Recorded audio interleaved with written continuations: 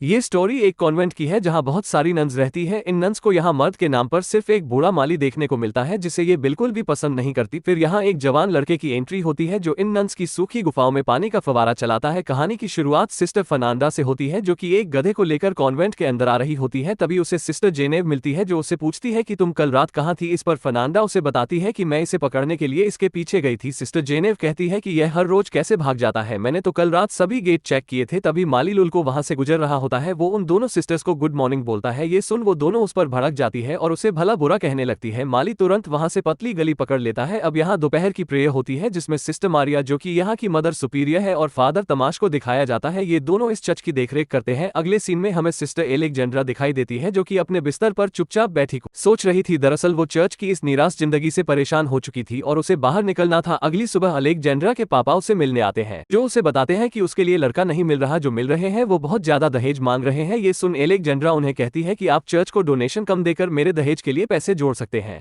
ऐसा करने पर आपके पैसे पूरे हो जाएंगे। पर उसके पिता इसके लिए साफ मना कर देते हैं क्योंकि यह उनकी नाक का सवाल था। अगले दिन वो तीनों सिस्टर्स बुने हुए कपड़े लेकर जा रही होती है। रास्ते में उन्हें फिर से माली लुल को मिल जाता है जो कि उन्हें देखकर मुस्कुरा रहा होता है। ये देख उन तीनों का पारा गर्म हो जाता है। वो तीनों मिलकर उसकी अच्छी तरह पिटाई करती है। अब फादर तमाश को दिखाया जाता है जो कि सिस्टर एलेक्जेंड्रा के बुने कपड़ों को बाजार में बेचने के लिए निकल पड़ता है। तभी रास्ते में माली मिल जाता है जो कि यह काम छोड़कर जा रहा था क्योंकि वह उन तीनों सिस्टर से परेशान हो चुका था और इस बार तो उन्होंने उसे पीट भी दिया था। फादर उसे समझाने की कोशिश करता है और उनकी ओर से माफी भी मांगते हैं पर वो उनकी एक नहीं सुनता और वहां से चला जाता है। अगले सीन में हम लॉर्ड ब्रूनो को देखते हैं जो कि अपनी बीवी फ्रांसिस्का के साथ डिनर कर रहा होता है। ब्रूनो अपनी पत्नी को युद्ध में दुश्मनों के प्रति रणनीति के बारे में बता रहा होता है पर फ्रांसिस्का तो अपने पास खड़े एक नौकर मैसेटो को भाव दे रही होती है। नौकर भी कम नहीं होता, वह भी फुल रिएक्शन दे रहा होता है। अब रात को पलंग तोड़ने के बाद दोनों एक दूसरे से बातें कर रहे होते हैं जहां फ्रांसिस्का उसे बताती है कि मेरा पति एकदम बेवकूफ है और पलंग तोड़ना तो दूर की बात उससे पलंग हिलता भी नहीं है, पर तुम्हारा पप्पू लाजवाब है। ये सुन मसीतो एक और राउंड मारने के लिए कहता है और अपनी गन लोड करता है। उतने में ही लॉर्ड ब्रूनो वहां आ जाता है। ब्रूनो के पैरों की आवाज सुन मसीतो तो वहां से भाग जाता है। इससे ब्रूनो को उसका चेहरा नहीं दिखाई देता पर वो उसकी सैनिक वाली ड्रेस देख लेता है। ब्रूनो उसके पीछे सीधा सैनिकों के सोने वाले रूम में पहुंच जाता है जहां मसीतो सोने का नाटक करता है। ब्रूनो बहुत चालाक होता है, वो सभी के दिल की धड़कनें चेक करता है। मसीतो की बारी आती है और वो पकड़ा जाता है क्योंकि वो अभी अभी दौड़कर आया था जिससे उसकी दिल की धड़कन काफी तेज होती है। अब अंधेरा होने के कारण वो उसकी शक्ल नहीं देख पाता तो ब्रूनो उसके आगे के बाल काट कर ले जाता है ताकि सुबह वो उसे पहचान सके। ब्रूनो के जाते ही मसीतो उठता है और अपने सारे साथियों के आगे के बाल काट देता है ताकि वो सभी दिखने में एक जैसे लगे। अगली सुबह ब्रूनो उस गद्दार नौकर को ढूंढने आता है पर सभी नौकरों के बाल कटे होने के कारण वो उसे पकड़ नहीं पाता। अब अगले दिन मसीतो अपना काम कर रहा होता है तभी ब्रूनो की बीवी अपनी प्यास बुझाने के लिए उसके पीछे आती है और खुले में ही उसे पकड़ लेती है और उसके साथ चुम्मा चाटी करने लगती है। यह नजारा ऊपर खड़ा ब्रूनो देख रहा होता है। ब्रूनो को देख मसीतो की हवा निकल जाती है और वो वहां से जंगल की तरफ भागता है। ब्रूनो के दो नालायक सैनिक उसका पीछा करते हैं पर मसीतो उनके हाथ से निकल जाता है। भागते भागते जंगल में मसीतो की मुलाकात फादर तमाश से होती है जो कि नशे की हालत में अपनी गाड़ी को उल्टा देता है जिससे उसके सारे कपड़े नदी में बह जाते हैं। मसीतो यहाँ फादर की मदद करता है जिससे फादर इंप्रेस होकर उसे अपने साथ चर्च ले आता है क्योंकि वो फादर से रहने के लिए रात को ठिकाना मांगता है। रास्ते में फादर उसे समझाते हैं कि तुम गूंगे और बहरे होने की एक्टिंग करना नहीं तो वहाँ की सिस्टर तुम्हें परेशान कर देगी। अगली सुबह वो दोनों चर्च पहुंचते हैं। यहाँ फादर मसीतो की मुलाकात सिस्टर मारिया से करवाता है और वो सिस्टर को बताता है कि इसे मदद की सख्त जरूरत है और हमारे पास भी माली नहीं है, इसने मेरी जंगल में बहुत मदद की थी। यह सुन सिस्टर मारिया उसे माली की नौकरी दे देती है। अब अगली सुबह मसीतो अपने माली के काम पर लग जाता है तभी सिस्टर फर्नांडा उसे देख लेती है और वो उसे अजनबी समझकर उस पर हथियार तान देती है और उसे अपने बारे में बताने को कहती है। ये देख मसीतो डर जाता है और गूंगा बहरा होने के कारण वो कुछ बोल नहीं पाता। तभी वहां सिस्टर मारिया आ जाती है जो फर्नांडा को समझाती है कि ये यहाँ का नया माली है और यह गूंगा बहरा है। उसी रात फर्नांडा की एक दोस्त मार्ता उससे मिलने आती है। फर्नांडा उसे शराब के साथ एलेक्जेंड्रा के रूम में ले जाती है। यहाँ ये तीनों मिलकर शराब पीने लगती है। थोड़ी देर बाद सिस्टर जेनेव भी उन्हें ज्वाइन करती है। अब चारों मिलकर खूब शराब पीती है और टल्ली हो जाती है। अब ये आपस में एडल्ट बातें करने लगती है। यहाँ मार्ता उन्हें बताती है कि एक मर्द के साथ टपाटप करने में बहुत मजा आता है। वो उन्हें मर्द के साथ मिलने वाले चर्म सुख के बारे में डिटेल में बताती है। मार्ता की मोटिवेशनल स्पीच सुनकर ये तीनों लड़कियों के मन में कुछ कर गुजरने की चाह जागती है। सिस्टर जेनेव और फर्नांडा तो कुछ ज्यादा ही मोटिवेट हो जाती है, वो रुक नहीं पाती और थोड़ी देर बाद जेनेव के रूम में आपस में इंटीमेट होने लग जाती है। अब अगली सुबह माली मसीतो एक खड्डा खोद रहा होता है तभी वहां सिस्टर एलेक्जेंड्रा पहुंच पहुंच जाती है, वो उसे अपनी ओर आकर्षित करती है। अपने माली का बैकग्राउंड तो आपको पता ही है, वो इस मौके का पूरा फायदा उठाता है और उस नाजुक कली के ऊपर चढ़ जाता है। माली उस कली को फूल बनाने की पूरी कोशिश करता है, पर तभी चर्च की घंटी बज जाती है। तभी सिस्टर एलेक्जेंड्रा को वहां से जाना पड़ता है। इस साइड जेनेवा और फर्नांडा कपड़े धो रही होती है और पिछली रात के बारे में बात कर रही होती है। तभी सिस्टर एलेक्जेंड्रा वहां पहुंच जाती है। आज एलेक्जेंड्रा के मुंह पर अलग ही खुशी होती है। ये देख फर्नांडा उसे पूछती है कि तुम्हारे कपड़े खराब कैसे हुए। एलेक्जेंड्रा उसे बताती है कि उसने मालिक को खड्डा खोदने में मदद की थी। एलेक्जेंड्रा के मुंह की चमक देख फर्नांडा को उस पर शक होता है कि कहीं इसने माली से अपना खड्डा तो नहीं खुदवा लिया। अब फर्नांडा को भी अपना खड्डा खुदवाना होता है, तो वह अपनी दोस्त मार्ता के पास जाती है और उसे अपनी प्यास के बारे में बताती है। तो वह उसे जंगल में ले जाती है। वहां वो दोनों बेलेडोना की एक दवाई तैयार करते हैं जिसकी खुशबू से मर्द मोहित हो जाते हैं। अब मार्ता इस दवा की कुछ बूंदे फर्नांडा की आंखों में डालती है। इसी के साथ मार्ता ये भी बताती है कि इसे मुंह से दूर रखना, नहीं तो इससे बहुत भयानक नशा होता है। दूर से जेनेवरा ये सब देख रही होती है। ये सब प्रोसेस करने के बाद वो दोनों मासीतो के रूम में जाती है। उन दोनों औरतों को देख वो घबरा जाता है। अब फर्नांडा एक चाकू उसकी गर्दन पर रखती है और कार्यक्रम शुरू करती है। वो दोनों अपनी प्यास शांत करने के लिए काले पानी के पाइप को अपने मुंह में ले लेती है और उसे खुदाई करने के लिए तैयार करती है। इसके बाद हमें जेसीबी की जबरदस्त खुदाई देखने को मिलती है। अपना काम पूरा होते ही वो दोनों वहां से निकल जाती है। निकलते टाइम उन्हें जेनेव मिल जाती है। वो उन्हें पूछती है तुम दोनों यहाँ क्या कर रही थी, पर वो दोनों उसकी बातों को टालकर वहां से चली जाती है। फर्नांडा के इस बर्ताव से जेनेवरा बहुत हर्ट होती है। अगली सुबह एक बिशप उस चर्च की जांच करने और वहां का हिसाब किताब देखने के लिए आता है। ये बिशप पद में फादर और सिस्टर मारिया से ऊपर होता है। वो दोनों उसका स्वागत करने के लिए गेट पर आते हैं। अब मौका मिलते ही मेसीतो एलेक्जेंड्रा के रूम में आ जाता है और बीच में रुकी खुदाई को फिर से चालू करता है। तभी इस रूम में एक बूढ़ी नन आ जाती है। उस नन को देखते ही मसीतो के मुंह से आवाज निकल जाती है। ये देख एलेक्जेंड्रा भी चौंक जाती है। वो तुरंत उठकर अपनी सीट पर बैठ जाती है। उन दोनों की किस्मत अच्छी होती है कि वो बहरी नन सीधा अपनी सीट पर जाकर बैठती है और इस साइड नहीं देखती। तभी वहां बिशप और मारिया भी आ जाते हैं। मासीतो यहाँ बाल बाल बसता है। वो उनके जाने तक बेड के नीचे ही छुपा रहता है। उन दोनों के जाते ही मासीतो उसी खिड़की से वापस चला जाता है। इस साइड सिस्टर जेनेव भी बेलेडोना की दवाई बना लेती है, पर उसे इसका यूज पता नहीं होता, इसलिए वो उसे आंखों में डालने के बजाय पी लेती है, जिसका नशा उसे उसी वक्त चढ़ने लगता है और उसका सर चकराने लगता है। फिर वो अपने हाथ पर एक कट लगाती है और उससे निकलने वाला खून अपने गालों पर लगा लेती है ताकि वह भी फर्नांडा की तरह खूबसूरत दिख सके। अब एलेक्जेंड्रा मासीतो के रूम में जाती है और उससे पूछती है कि तुमने मुझसे झूठ क्यों बोला कि तुम गूंगे बहरे हो। इतने में वहां जेनेव आ जाती है। उसे वहां आता देख मसीतो सो जाता है और एलेक्जेंड्रा एक कोने में जाकर छुप जाती है। जेनेव आते ही सोते हुए मसीतो के ऊपर चढ़ जाती है और उसे अजीब तरीके से चाटने लगती है। तभी जेनेव को फर्नांडा की आवाज सुनाई देती है। उसे आता देख जेनेव भी उसी कोने में छुप जाती है। वहीं पर एलेक्जेंड्रा भी होती है। जेनेव उसे देख चौंक जाती है। अब वो दोनों छुपकर फर्नांडा को देखती है, जो कि मसीतो को चाकू दिखाकर किडनैप कर लेती है और उसे जंगल की तरफ ले जाती है। अब वो दोनों लड़कियां मसीतो और फर्नांडा का पीछा करती है। फर्नांडा मासीतो को गहरे जंगल में ले जाती है। अब उसका पीछा करते करते रात हो जाती है। जंगल का माहौल देखकर एलेक्जेंड्रा के तो होश ही उड़ जाते हैं, क्योंकि जंगल में बहुत सारी औरतें आग जलाकर उसके चारों ओर नंगा नाच कर रही थी और पास ही में बंधा हुआ था हमारा माली मासीतो, जिसकी अभी बलि दी जाने वाली थी। यह सभी औरतें डायन होती हैं। इन सभी औरतों को नाचता देख जनेरा का भी मन करता है और वह भी उनके साथ नाचने के लिए चली जाती है। वो अपने सारे कपड़े उतार देती है और नाचने लगती है। जेनेवरा को देख वहां की सभी औरतें भाग जाती है। मार्ता उसे समझाने के लिए आती है और वो उसे यहाँ से जाने के लिए कहती है। इस पर जेनेव और मार्ता के बीच हाथापाई हो जाती है। यहाँ जेनेव मार्ता को लकड़ी से मारकर बेहोश कर देती है। अब एलेक्जेंड्रा फर्नांडा को रोकती है और मसीतो को उससे छुड़ा लेती है। तब तक जेनेवरा उस गधे को लेकर चर्च पहुंच जाती है और जोर जोर से शोर करती है कि फर्नांडा एक डायन है। तभी बिशप वहां आ जाता है। वो जेनेवरा को इस हालत में देख सिस्टर मारिया को बुलाता है। सिस्टर मारिया के रूम से फादर भी निकलते हैं। ये देख बिशप का दिमाग और खराब हो जाता है। अब सुबह होती है और बिशप सभी को अपनी अपनी सजा सुनाते हैं, जिसमें फादर तमाश को एक मॉक मंदिर भेज दिया जाता है जहां पर सिर्फ मर्द होते हैं, यही उनकी सजा होती है। वहीं बाकी सभी औरतों को मामूली सजाएं दी जाती है। मासीतो को फिर से उसी के मालिक लॉर्ड ब्रूनो को सौंप दिया जाता है, जो उसे काल कोठरी में बंद कर देता है। अब थोड़ी देर बाद ब्रूनो आता है। वो उसे बताता है कि उसने दूसरी शादी कर ली है और पहली बीवी को सबक सिखाने के लिए सुअर और कुत्तों के बीच छोड़ दिया है। तुम्हारे साथ भी कुछ ऐसा ही व्यवहार होगा और मैं तुम्हें ऐसी सजा दूंगा कि तुम मुझसे जान की भीख मांगोगे। इसके बाद ब्रूनो वहां से चला जाता है। मासीतो अपने साथियों से उसे छोड़ देने की विनती करता है, पर वो दोनों उसकी बात को सीरियस नहीं लेते और उस पर हंसने लगते हैं। तभी वहां पर एक कछुआ आता है जिसकी पीठ पर एक मोमबत्ती रखी थी। वो दोनों उसे देखने के लिए उसके पीछे चले जाते हैं। तभी पीछे से वहां तीनों सिस्टर्स आती है और मसीतो को जेल से बाहर निकाल लेती है। उसे अपने कपड़े पहना देती है ताकि उसे कोई पहचान न सके और उस जेल में एक पुतला छोड़ देती है ताकि सैनिकों को लगे कि मासीतो अभी भी जेल में है। अब हमें जंगल का सीन दिखाया जाता है जहां सिस्टर मारिया और फादर मसीतो एक दूसरे से मिलते हैं और प्यार भरी बातें करते हैं। तभी उन्हें जंगल में हलचल सुनाई देती है। ये देख वो दोनों छुप जाते हैं। ये वही चार प्यार के पंछी होते हैं जो कॉन्वेंट की तरफ जा रहे थे। उनके जाते ही फादर और मारिया दोनों एक दूसरे को किस करते हैं। इसी के साथ यह मूवी समाप्त होती है। अगर आपको यह मूवी देखनी है तो आप मेरा टेलीग्राम ज्वाइन कर लीजिए, वहां पर यह मूवी फ्री में उपलब्ध है। दोस्तों, जाने से पहले वीडियो को लाइक कर दे, चैनल को सब्सक्राइब कर दे।